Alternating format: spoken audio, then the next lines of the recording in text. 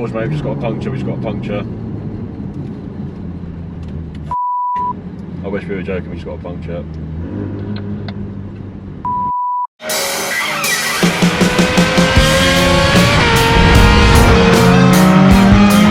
Driving a Lamborghini Vielha!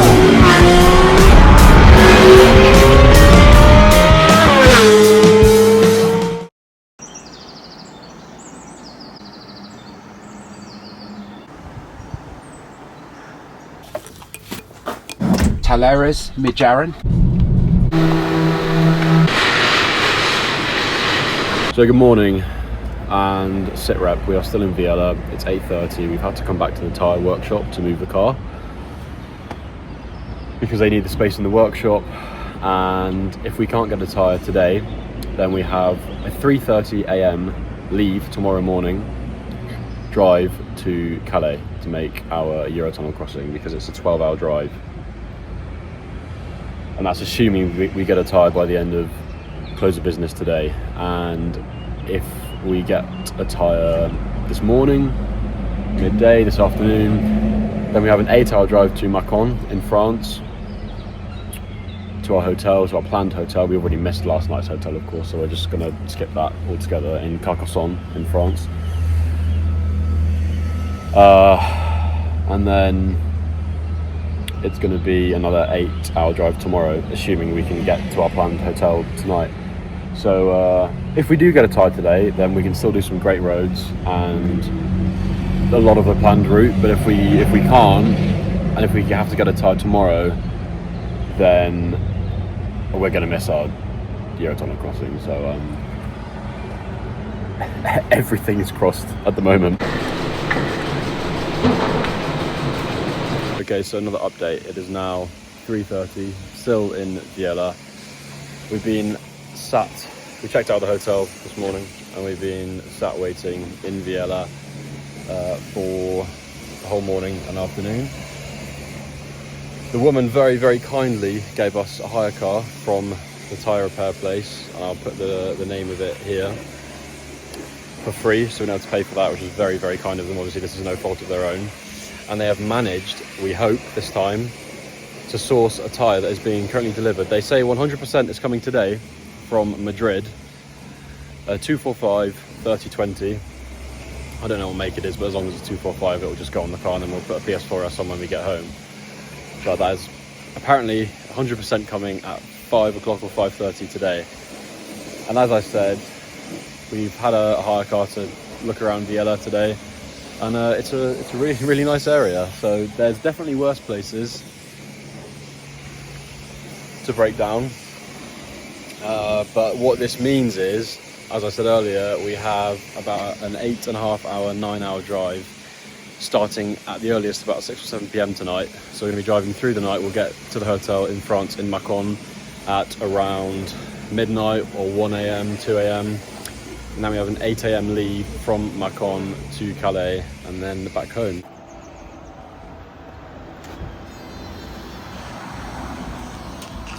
That is, I believe, our tyre. These guys literally just turned up in a hurry in this Trans 5 van. And I believe that is our tyre. Difficult.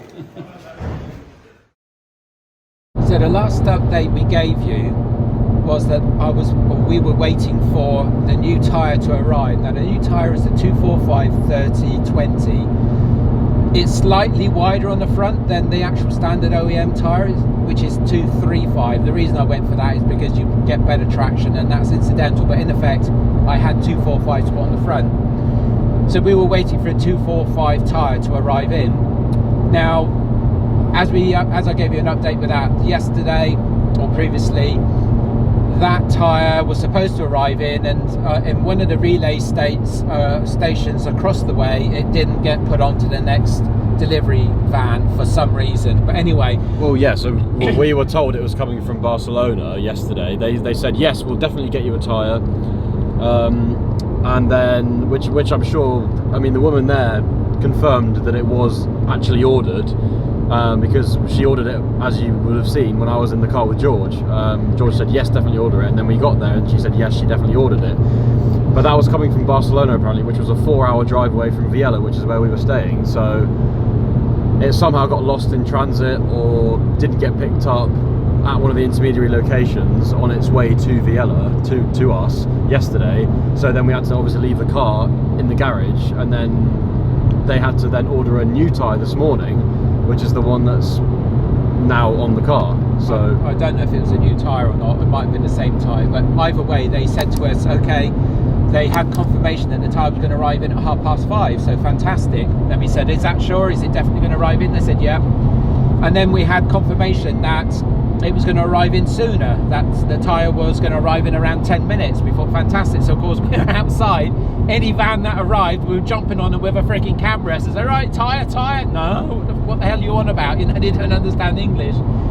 So, because we wanted to film it for you.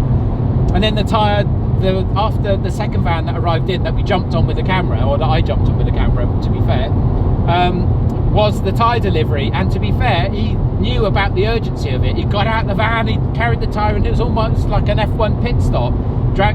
Brought the tyre in, and then the guy in the workshop, to Laris Majaran, he took the label off the tyre very quickly, and he confirmed it with me, that the right tyre. Yeah, it's good, right, yeah. And then they took it in, and then they started working on the car, and we'll, you know, show you the content now, where the guys were fitting the tyre, and they were exemplary. Laris Majaran, as they should be pronounced, they were exceptional. They were on it, they were trying to get the tyre, really working hard. And if it wasn't for the fact that there was a relationship between George, the organiser and owner of Select Driving Tours, and the receptionist, or whatever position she had, maybe manager at the actual hotel, then we wouldn't have had this opportunity to get the car fixed in this way. It may have taken a long time because of the cock up with the tyre arriving, but that wasn't the workshop's fault.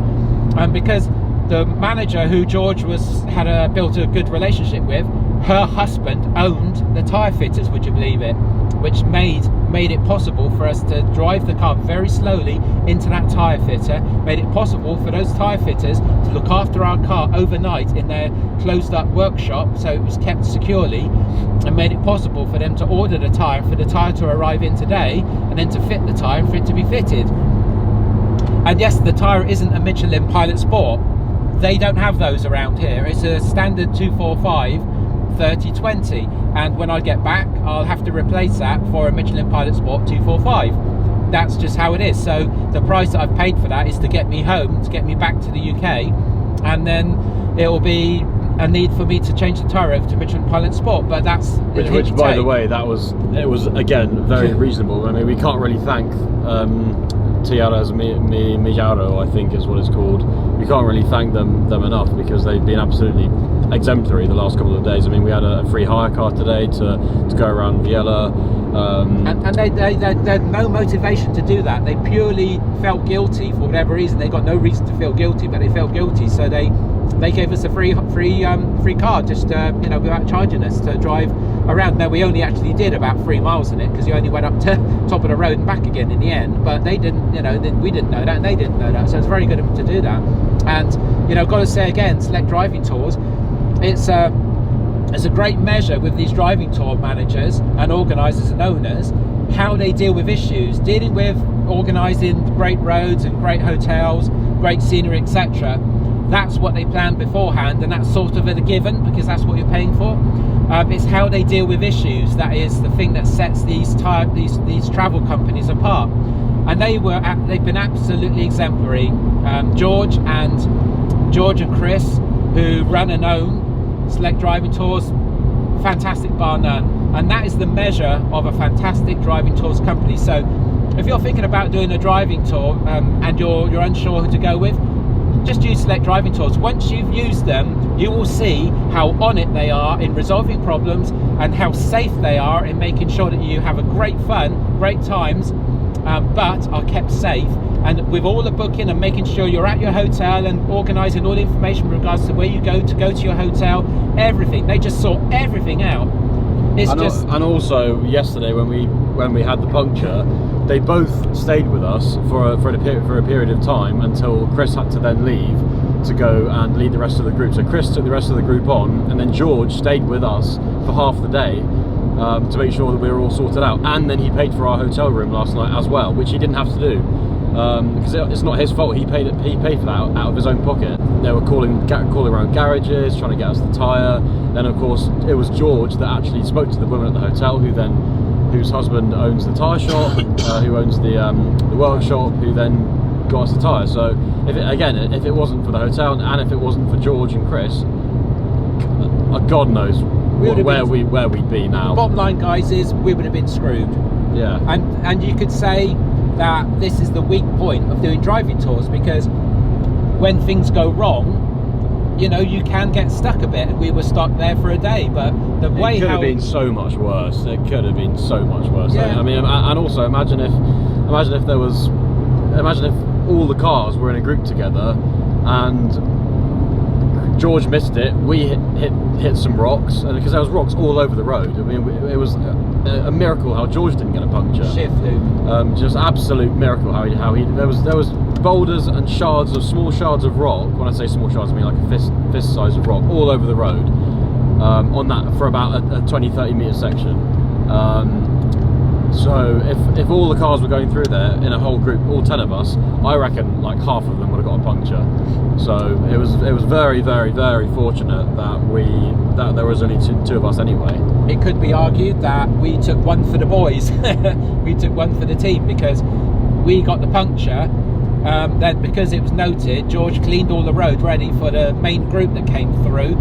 If they'd come through with all that flint on the road, at least, I would say, at least 20% of them would have had punctures, at least, and it could have been multiple punctures. So you could say, you know, we took the hit for the team, and it was fortunate as well that we only got one puncture. You know, things happen. It's a measure of the company and how they dealt with it, and they dealt with it phenomenally well. So every level of experience of this driving tour has been absolutely phenomenal. 11 out of 10, the whole experience. And yes, it isn't the cheapest thing in the world to do, but it is absolutely 100%, I would say, worth the money. Would you agree? But it's yes, absolutely. But the important thing to know, guys, it's not the cheapest thing to do. Driving tours aren't the cheapest thing to do. But these aren't far from the most expensive. They're exceptionally reasonably priced, and they provide a far superior experience end to end than any of the other driving tours. Get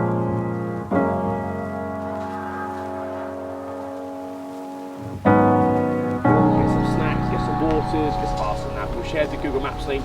There's a lovely Italian follow the Google Maps link.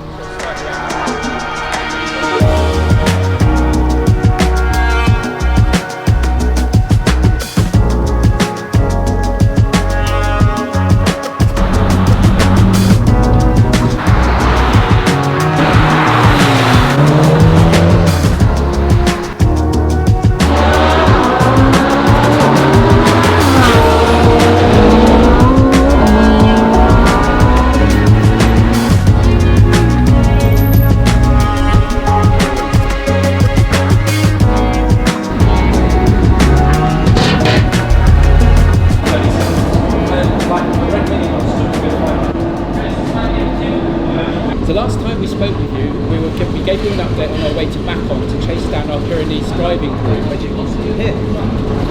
We made the journey there. We got to the hotel at 3 AM in the morning, so that's around 8 hours driving and just under 600 miles. It was a hell of a journey. We stopped off about 3 or 4 times just so I could get a break, so I didn't fall asleep at the wheel.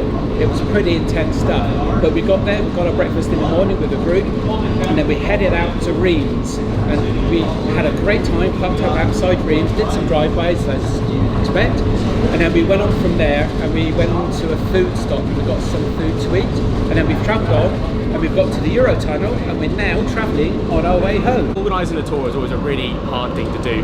Lots of logistics, lots of people, lots of cars, hotels, etc. You never really know quite how it's going to turn out, but a lot of hundreds and hundreds of hours have gone into planning this trip, and it couldn't have gone better from our perspective. The people have been amazing, the cars have been fantastic, the roads have been great, the weather was brilliant. We did have our issues, right? 458, blowing a tyre out on the Porta de Venega, RS6 blowout as well, Ferrari issues, electrical stuff, hybrid motors, but every issue got solved in the end, so that was really good. Trip has been, I would say, one of the best ones I think we've done. Because this is the main one in the lineup, isn't it? This is the main one for this year, yeah. We also do a Euro weekender in October, which is to the Nürburgring, which goes obviously through France into Germany and up and finishes at the ring.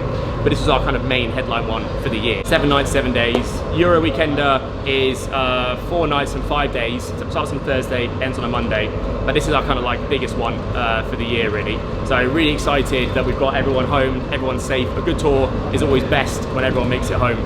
But yeah, this has been brilliant, and everything that we do at Select is all about community, whether that be people, businesses, sharing information, and everyone's gelled so well together. And having that time on the ferry to begin with, I think really makes that difference. Everyone got to chill out, have a beer, talk to each other for a day and a half, get to know everyone before we get into the cars. But we do share a booklet, which I'm sure Jacob and Rich will show as well, that has everyone's pictures and names of what their names are. So when people are on the radio, they can kind of call everyone and speak. But we have such a great variety of cars. 2006 350Z next to a 458, a Roma, M2 Con, 812, Mini, like it's a huge range, and that's because Select is open to everyone. As long as your car is performance inspired, it doesn't matter. Every single one of these cars kept up with each other because the pace is set by us. So you're never going to feel like you're being left behind or dropped or can't keep up. As long as it's performance inspired, whether it's an Up GTI, a Fiesta ST, or a Lamborghini, it doesn't matter, everyone drives together and has a good time.